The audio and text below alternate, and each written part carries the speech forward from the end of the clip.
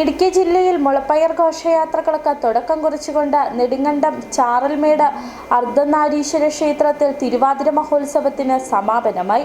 കാർഷിക സമൃദ്ധിയുടെ ഉത്സവമായാണ് കേരള തമിഴ്നാട് അതിർത്തിയിൽ മുളപ്പയർ ഘോഷയാത്രകൾ നടത്തുന്നത്. ജില്ലയിൽ ഏറ്റവും ആദ്യം മുളപ്പയർ ഘോഷയാത്രകൾക്ക് തുടക്കം കുറിക്കുന്നത് ചാറൽമേട് അർദ്ധനാരീശ്വര ക്ഷേത്രത്തിൽ നിന്നാണ്. ഇത്തവണയും ആ പതിവ് മുടങ്ങിയില്ല. കൂടുതൽ വിളവ് ലഭിക്കുവാനും കൃഷിയിൽ അഭിവൃദ്ധി വർദ്ധിപ്പിക്കാനുമാണ് മുളപ്പയർ ഘോഷയാത്രകൾ ഓരോ ദേശത്തും നടത്തുന്നത്.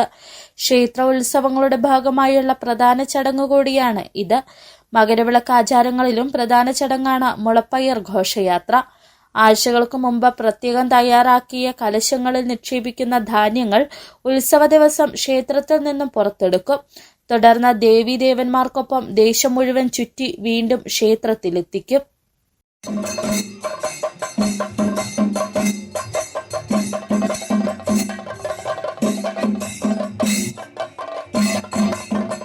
ക്ഷേത്രത്തിനുള്ളിലെത്തിച്ച ഭഗവാന് മുളപ്പയർ കാണിക്ക വെച്ച ശേഷം ക്ഷേത്രമുറ്റത്ത് കുമ്മിയടിയും നടക്കും.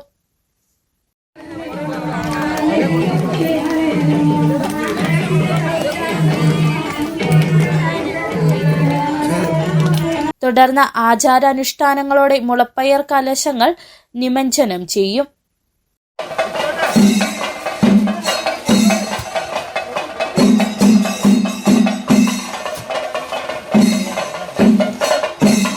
മുളപ്പയർ ഘോഷയാത്രയോടെ അർദ്ധനാരീശ്വര ക്ഷേത്രത്തിൽ 3 ദിവസങ്ങളായി നടന്നുവന്ന തിരുവാതിര മഹോത്സവത്തിനാണ് സമാപനമായത്.